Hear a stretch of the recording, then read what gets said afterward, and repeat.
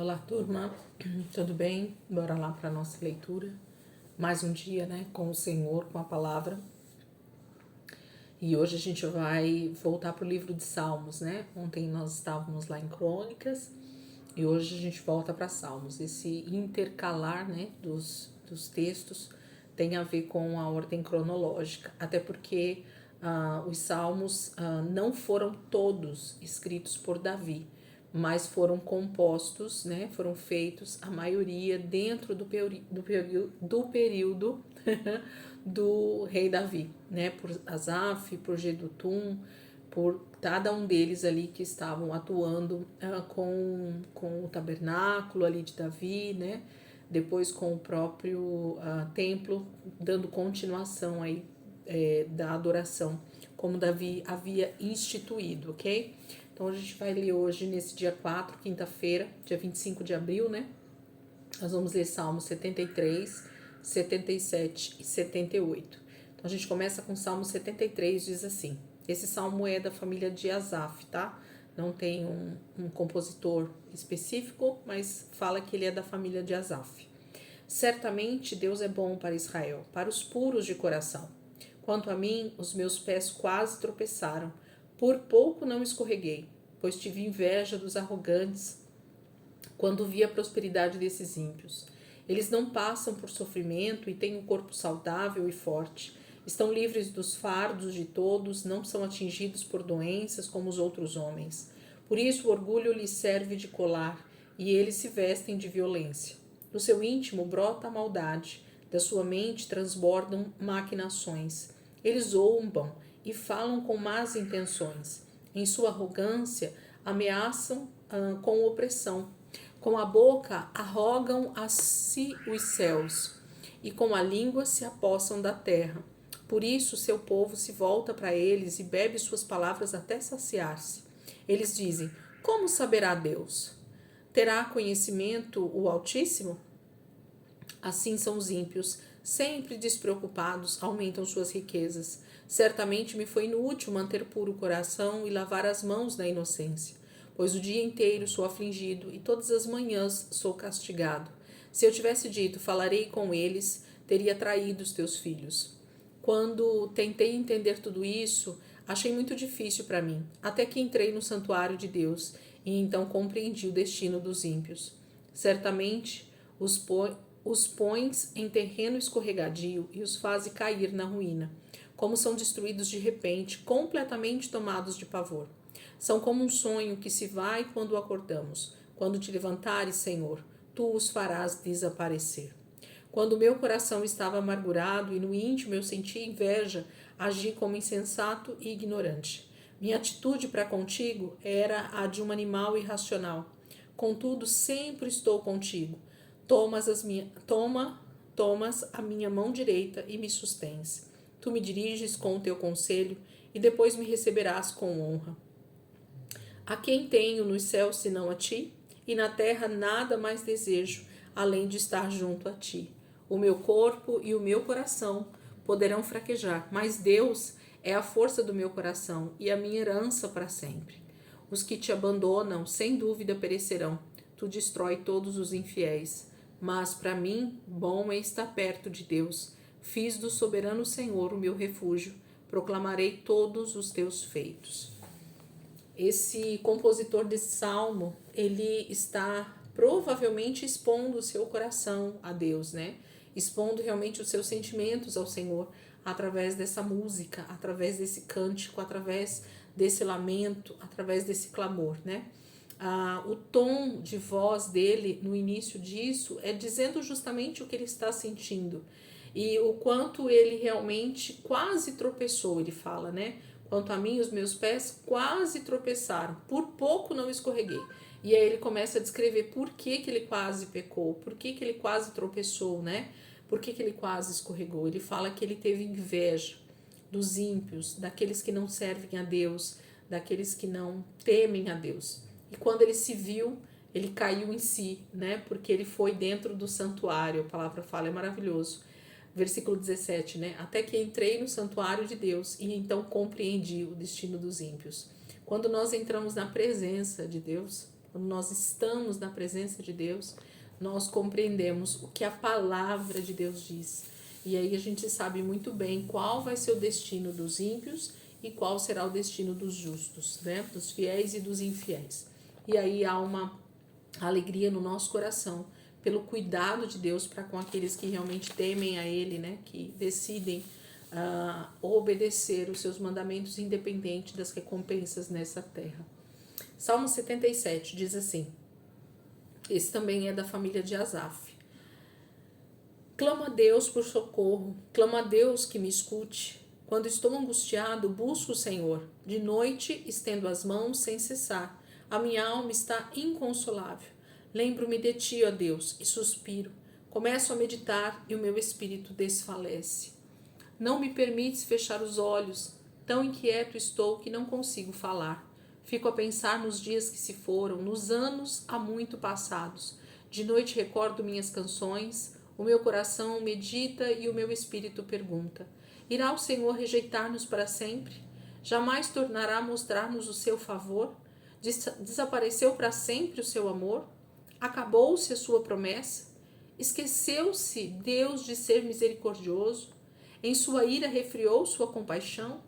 Então pensei, a razão da minha dor é que a mão direita do Altíssimo não age mais. Recordarei os feitos do Senhor, recordarei os teus antigos milagres, meditarei em todas as tuas obras e considerarei todos os teus feitos. Teus caminhos, ó Deus, são santos. Que Deus é tão grande como o nosso Deus? Tu és o Deus que realiza milagres, mostra o teu poder entre os povos. Com o teu braço forte resgataste o teu povo, os descendentes de Jacó e de José. As águas te viram, ó Deus, as águas te viram e se contorceram. Até os abismos estremeceram. As nuvens despejaram chuvas, ressoou nos céus o trovão. As suas flechas reluziam em todas as direções. No redemoinho estrondou o teu trovão. Os teus relâmpagos iluminaram o mundo. A terra tremeu e sacudiu. A tua vereda passou pelo mar, o teu caminho pelas águas poderosas, e ninguém viu as tuas pegadas. Guiaste o teu povo como a um rebanho pela mão de Moisés e de Arão. Capítulo 77 fala desse salmista, né, da família de Asaf, falando sobre essa angústia, sobre esse pedido de socorro, sobre essa alma desfalecendo, né, o espírito dele desfalecendo, porque ele começa a fazer perguntas. Parece que a situação, a circunstância que eles estão não vai passar. Parece que tudo que eles estão vivendo nunca vai acabar. E ele diz, Senhor, o Senhor nunca vai olhar para nós. O Senhor nunca vai refriar, né, esse mal que está sobre nós. Parece que o teu amor foi embora. E ele vai falando, né, como se ele estivesse realmente perguntando para Deus tudo isso. Aí ele começa a dizer que ele vai começar a olhar para os grandes feitos que o Senhor já fez. E quando a gente olha para a palavra de Deus e começa a declarar os grandes feitos do Senhor até aqui, a gente começa a realmente lembrar das promessas que Deus fez e de como ele já cumpriu e vai cumprir, né? E aí ele termina então se consolando nessas grandes promessas que o Senhor tem, porque se Deus fez com os seus antepassados, ele vai fazer conosco também. Essa é a promessa, né? Capítulo 78, para a gente fechar. É um capítulo bem grande, então a gente vai lendo, né? Vou tentar ler o mais pausado possível para a gente ir meditando junto com a leitura, tá bom? Também é da família de Asaf, tá? Povo meu, escute o meu ensino, incline os ouvidos para o que eu tenho a dizer. Em parábolas abrirei a minha boca, proferirei enigmas do passado. O que ouvimos e aprendemos, o que nossos pais nos contaram. Não os esconderemos dos nossos filhos. Contaremos à próxima geração os louváveis feitos do Senhor, o seu poder e as maravilhas que fez. Ele decretou estatutos para Jacó e em Israel estabeleceu a lei. E ordenou aos nossos antepassados que a ensinassem aos seus filhos, de modo que a geração seguinte a conhecesse, e também os filhos que ainda nasceriam, a eles, por sua vez, contassem aos seus próprios filhos.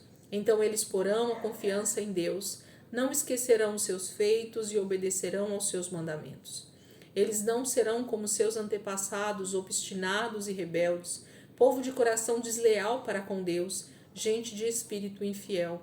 Os homens de Efraim, flecheiros armados, viraram as costas no dia da batalha.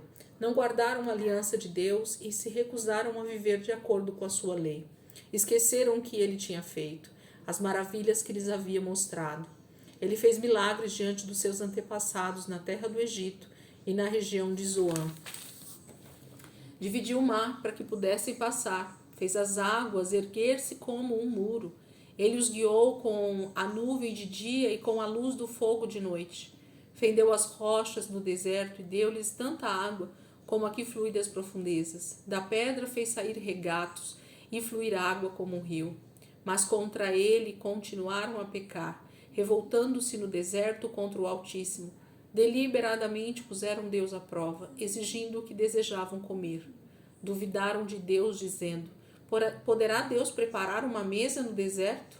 Sabemos que quando ele feriu a rocha, a água brotou e jorrou em torrentes. Mas conseguirá também dar-nos de comer? Poderá suprir de carne o seu povo? O Senhor os ouviu e enfureceu-se. Com fogo atacou Jacó. A sua ira levantou-se contra Israel, pois eles não creram em Deus, nem confiaram no seu poder salvador. Contudo, ele deu ordens às nuvens e abriu as portas dos céus. Fez chover maná para que o povo comesse. Deu-lhes o pão dos céus. Os homens comeram o pão dos anjos. Enviou-lhes comida à vontade. Enviou dos céus o vento oriental e pelo seu poder fez avançar o vento sul. Fez chover carne sobre eles como pó, bandos de aves como areia da praia. Levou-os a cair dentro do acampamento, ao redor das suas tendas. Comeram à vontade, e assim ele satisfez o desejo deles. Mas, antes de saciarem o apetite, quando ainda tinham a comida na boca, acendeu-se a ira contra eles, a ira de Deus. Acendeu-se contra eles a ira de Deus, e ele feriu de morte os mais fortes dentre eles, matando os jovens de Israel. A despeito disso, continuaram pecando, não creram nos seus prodígios. Por isso ele encerrou os dias deles como um sopro, e os anos deles em repentino pavor. Sempre que Deus os castigava com a morte, eles o buscavam. Com fervor se voltavam de novo para ele. Lembravam-se de que Deus era a sua rocha, de que o Deus Altíssimo era o seu Redentor. Com a boca o adulavam, com a língua o enganavam. O coração deles não era sincero, não foram fiéis à sua aliança. Contudo, ele foi misericordioso, perdoou-lhes as maldades e não os destruiu. Vez após vez conteve a sua ira, sem despertá-la totalmente. Lembrou-se de que eram meros mortais, brisa passageira que não retorna. Quantas vezes mostraram-se rebeldes contra ele no deserto e o entristeceram na terra solitária. Repetidas vezes puseram Deus à prova, irritaram o Santo de Israel. Não se lembravam de sua mão poderosa, do dia em que os redimiu do opressor, do dia em que mostrou os seus prodígios no Egito, as suas maravilhas na região de Zoan, quando transformou os rios e os riachos dos egípcios em sangue, e eles não mais conseguiram beber das suas águas, e enviou enxames de moscas que os devoraram e rãs que os devastaram, quando entregou as suas plantações às larvas, a produção da terra aos gafanhotos, e destruiu as suas vinhas com a saraiva e as suas figueiras bravas com a geada, quando entregou o gado deles ao granizo e os seus rebanhos aos raios, quando os atingiu com a sua ira ardente, com furor, indignação e hostilidade, com muitos anjos destruidores. Abriu caminho para sua ira, não os poupou da morte, mas os entregou à peste. Matou todos os primogênitos do Egito, as primícias do vigor varonil das tendas de Cã. Mas tirou o seu povo como ovelhas e os conduziu como a um rebanho pelo deserto. Ele os guiou em segurança e não tiveram medo, e os seus inimigos afundaram-se no mar. Assim os trouxe à fronteira da sua terra santa, aos montes que a sua mão direita conquistou. Expulsou nações que lá estavam, destruiu-lhes as terras por herança e deu suas tendas às tribos de Israel, para que nelas habitassem. Mas eles puseram Deus à prova e foram rebeldes contra o Altíssimo, não obedeceram aos seus testemunhos. Foram desleais e infiéis como seus antepassados, confiáveis como um arco defeituoso. Eles o irritaram com seus altares idólatras, com seus ídolos lhe provocaram ciúmes. Sabendo, ó Deus, enfureceram-se e rejeitou totalmente Israel. Abandonou o tabernáculo de Siló e a tenda onde habitava entre os homens. Entregou o símbolo do seu poder ao cativeiro e o seu esplendor nas mãos do adversário. Deixou que o seu povo fosse morto à espada, pois enfureceu-se com a sua herança. O fogo consumiu seus jovens, e as suas moças não tiveram canções de núpcias. Os sacerdotes foram mortos à espada. As viúvas já nem podiam chorar. Então o Senhor despertou como que de um sono, como um guerreiro despertado do domínio do vinho. Fez retroceder a golpes os seus adversários e os entregou à permanente humilhação. Também rejeitou as tendas de José e não escolheu a tribo de Efraim. Ao contrário, escolheu a tribo de Judá e o monte Sião, o qual amou. Construiu seu santuário como as alturas, como a terra o firmou para sempre. Escolheu seu servo Davi e o tirou do aprisco das ovelhas, do pastoreio de ovelhas, para ser o pastor de Jacó, seu povo de Israel, sua herança. E de coração íntegro Davi os pastoreou, com mãos experientes os conduziu. É maravilhoso, né? Esse Salmo 78 é um poema, literalmente, um poema da família de Asaf. E a gente pode perceber como o salmista, ele vai realmente fazendo quase que uma declamação, um grande poema de amor a Deus por tudo que ele fez até ali, né? Porque Deus está ensinando o seu povo como ele deve agir, como ele deve confiar, né? Obedecer a tudo que ele diz. É maravilhoso. Se eu fosse você, aproveitava esse dia, essa quinta-feira, se você tiver um tempo, meditava realmente nesse texto, meditava nesses 3 salmos, porque tem riqueza demais aqui dentro para a gente desfrutar. Amém, queridos? Deus abençoe. Ótima quinta-feira aí para todos vocês. Amanhã, sexta-feira, a gente está aqui de volta para continuar. Nós vamos lá para 1 Crônicas novamente. Tá bom? Deus abençoe e até amanhã, se Deus quiser.